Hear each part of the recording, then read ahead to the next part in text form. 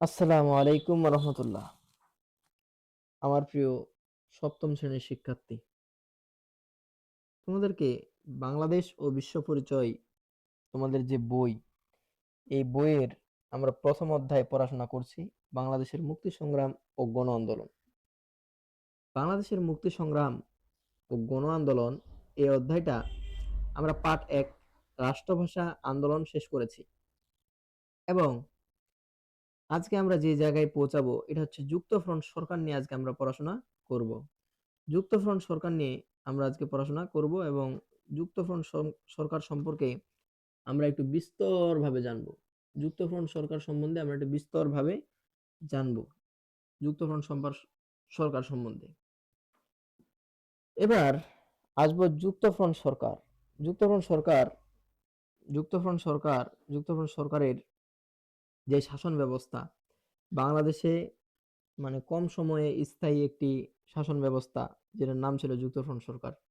এবং এই যুক্তফ্রন্ট সরকারে সব থেকে বেশি ছিল বাঙালি শাসক গোষ্ঠীর মানুষ, বাঙালি জাতির নতুন নতুন নেতা, তরুণ নেতা সব, তারা মিলেই যুক্তফ্রন্ট সরকার গঠন করেছিল এবং নির্বাচনে অংশগ্রহণ করে।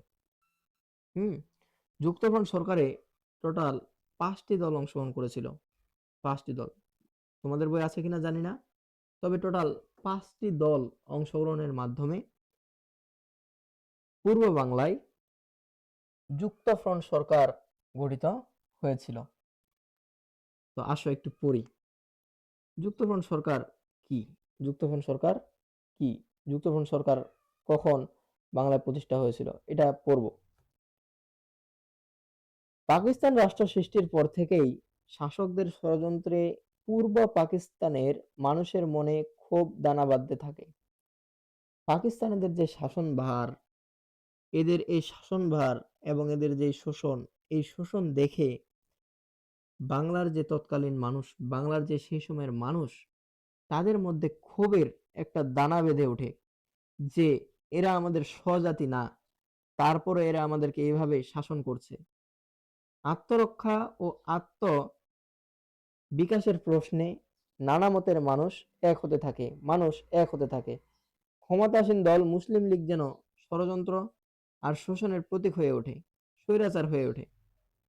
ক্ষমতাসীন মুসলিম লীগকে পরাজিত করে বাঙালি অধিকার অধিকার প্রতিষ্ঠার লক্ষ্যে এদেশের প্রধান প্রধান রাজনৈতিক দল ও নেতৃবৃন্দ মিলে পূর্ব পাকিস্তান প্রাদেশিক পরিষদ নির্বাচনের সামনে রেখে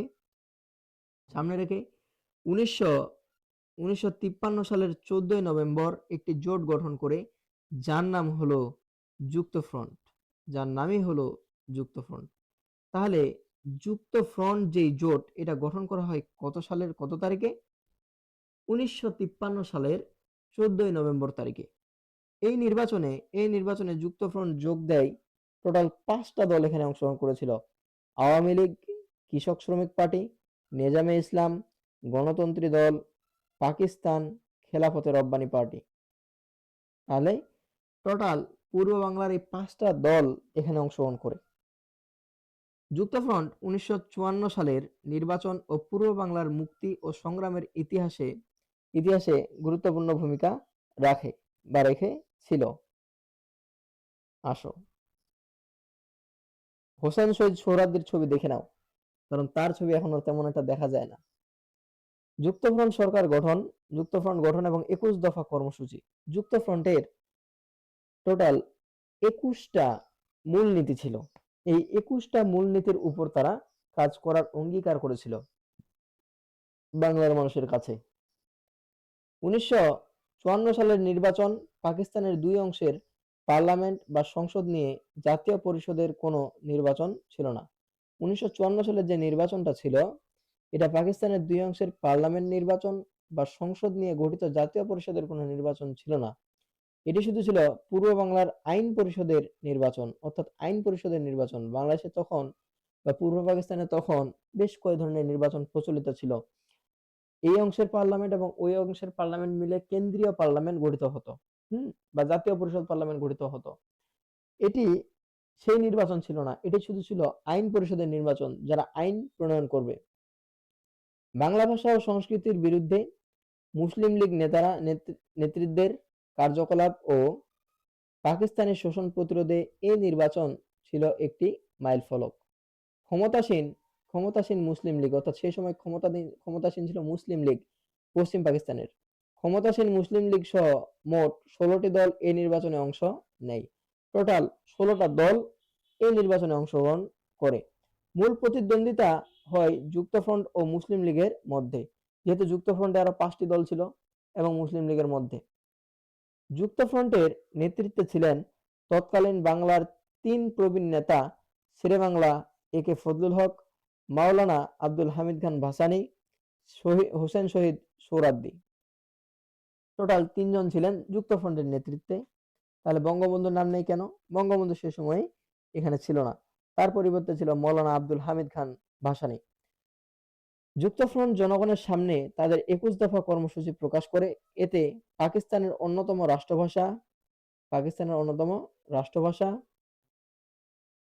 রাষ্ট্রভাষা হিসেবে বাংলার স্বীকৃতি, জমিদারি প্রথা বাতিল, পাট শিল্প জাতীয়করণ, সমবায় ভিত্তিক কৃষি ব্যবস্থা, মাতৃভাষার মাধ্যমে অবনৈতিক এবং বাধ্যতামূলক প্রাথমিক শিক্ষাদান ইত্যাদি অন্তর্ভুক্ত হয়। এছাড়াও সমস্ত অন্যায় আইন কানুন বাতিল, 1952 সালে ভাষা আন্দোলনকে শহীদের স্মরণে শহীদ মিনার নির্মাণ, 21শে ফেব্রুয়ারি সরকারি ছুটি ঘোষণা এবং পূর্ব বাংলার স্বায়ত্তশাসনের কথাও বলা হয়েছে। 21 দফার মধ্যে যা যা ছিল এগুলো এখানে লেখা আছে। বাংলা একাডেমি প্রতিষ্ঠার দাবি এতে ছিল। নির্বাচনের ফলাফল, নির্বাচন তো এবার হবে। নির্বাচনের ফলাফল কি? 1954 সালের নির্বাচনে ইসলাম ও অন্য ধর্মাবলম্বীদের জন্য আলাদা আসন ছিল, আলাদা ভোট হয়। পূর্ব পাকিস্তান আইন পরিষদ নির্বাচনে 309টি আসনের মধ্যে যুক্তফ্রন্ট 222টি আসন পেয়ে নিরঙ্কুশ সংখ্যাগরিষ্ঠতা অর্জন করে। অপরদিকে ক্ষমতাসীন মুসলিম লীগের চরম বিপর্যয় ঘটে মাত্র 9টি আসন পায়। বাকি আসনে স্বতন্ত্র প্রার্থী সহ অন্যান্য দল বিজয় হয়। তাহলে যুক্তফ্রন্ট পায় 223টি। যুক্তফ্রন্টের এই বিজয়কে দেশে বিদেশে পত্র-পত্রিকায় ব্যালট বিপ্লব বলে আখ্যায়িত করা হয়েছিল। এই নির্বাচনে ছিল পূর্ব বাংলার প্রাপ্তবয়স্কদের ভোটে প্রথম সার্বজনীন নির্বাচন ছিল। বাঙালি নিজেদের অধিকার রক্ষার জন্য উজ্জীবিত হয়ে যুক্তফ্রন্টে ভোট দেয়।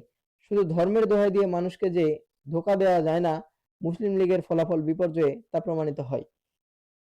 ভাষা ও সংস্কৃতি বিরোধী অবস্থান নিয়ে কঠোর দমননীতি ও স্বৈর শাসন চালিয়ে কোন সরকার যে টিকে থাকতে পারে না, তা এটা প্রমাণ করেছিল।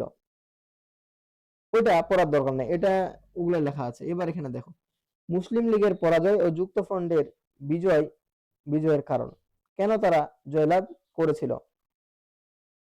স্বাধীনতার পর মুসলিম লীগের ভূমিকা বাঙালিকে ক্ষুব্ধ করেছিল, অর্থাৎ তারা বাঙালিকে কি করেছিল? নির্যাতন করেছিল, নিপীড়ন করেছিল। বাংলা ভাষা আন্দোলনে বিজয়ের ফলে দেশে রাজনৈতিক পরিস্থিতির পরিবর্তনের জন্য আকাঙ্ক্ষা বেগবান হয়ে ওঠে। যুক্তফ্রন্টে বিভিন্ন দল ও মতের মানুষ একত্রিত হয়েছিল। এটি যুক্তফ্রন্টের সহজ বিজয়ের অন্যতম কারণ। এ জোটের কর্মসূচিতে জনগণের আশা আকাঙ্ক্ষার প্রতিফলন ঘটে। বাংলা ভাষার মর্যাদা দান, প্রাদেশিক স্বায়ত্তশাসন, কৃষি, শ্রমিক, ছাত্রসহ সকল শ্রেণীর মানুষের কথা এতে ছিল। বাঙালির মানুষকে নতুন করে স্বপ্ন দেখিয়েছিল এই 21 দফা যুক্তফ্রন্টের প্রবীণ এবং তরুণ নেতাকর্মীদের সমন্বয়ের মাধ্যমে। বাঙালির অর্জন, বাঙালি কি পেয়েছিল এখানে? বাঙালি এই নির্বাচনে কি পেয়েছিল? 1947 সালে দেশভাগের পর থেকেই পাকিস্তানি শাসক গোষ্ঠীর ষড়যন্ত্রে কখনো থেমে থাকেনি, তা বারবার অব্যাহত ছিল। 2 মাসের মাথায় বিশেষ ক্ষমতা প্রয়োগ করে নির্বাচিত যুক্তফ্রন্ট সরকার ভেঙে দেওয়া হয়। যুক্তফ্রন্ট সরকার টোটাল 54 দিন ক্ষমতায় ছিল, এটা যদিও লেখা নাই। এরপরে পাকিস্তানের সংবিধান অনুযায়ী বেসামরিক সরকার গঠন করা হলে আইন শৃঙ্খলা পরিস্থিতির অবনতি দেখিয়ে প্রেসিডেন্ট ইস্কান্দার মির্জা 1958 সালে 7ই অক্টোবর দেশে সামরিক আইন জারি করে। এই সালটা খুবই ইম্পর্টেন্ট। এর কিছুদিন পর জেনারেল আইয়ুব খান প্রেসিডেন্ট ইস্কান্দার মির্জাকে ক্ষমতা থেকে হটিয়ে নিজেকে পাকিস্তানের প্রেসিডেন্ট হিসেবে ঘোষণা করে। 1958 থেকে 1962 সাল পর্যন্ত রাজনৈতিক দলের কর্মকাণ্ড নিষিদ্ধ ছিল। তখন অনেকেই রাজনৈতিক নেতাকে কারাগারে বন্দী হতে হয়। এরপরে কি হয়? 1952 সালে আইয়ুব খান একটি সংবিধান রচনা করেন। এটা কেমন ছিল জানো? এটা কেমন ছিল জানো? দেখো, এই সংবিধান বাঙালির গণতান্ত্রিক আকাঙ্ক্ষা ক্ষুণ্ণ হওয়ায় ছাত্ররা আন্দোলন গড়ে তোলে। তবে ছাত্রদের আন্দোলনে অনেক বেশি জোরালো রূপ পায় সরকার শিক্ষানীতি ঘোষণার পর। শরীফ কমিশন নামে পরিচিত এই শিক্ষানীতিতে বাংলার বদলে পাকিস্তানের ২ অংশের জন্য উর্দু ভাষা চালু করা হয়। অবৈতনিক শিক্ষা বাতিল করা, উচ্চ শিক্ষা লাভের সুযোগ কমিয়ে দেওয়ায় প্রধান, অর্থাৎ এটা যদি এভাবে না পড়ে আমি যদি এভাবে বুঝাই যে তারা বাঙালির মুখের ভাষা নিয়ে আবার টানাটানি শুরু করে। হুম? তো যাই হোক, এই পার্ট ২ তোমরা পড়বা, নিজে পড়বা। পড়ার পরে যা বুঝবা না আমাকে জানাবা কমেন্টে। হুম? ততক্ষণ ভালো থেকো, সুস্থ থেকো। আসসালামু আলাইকুম ওয়া রাহমাতুল্লাহ।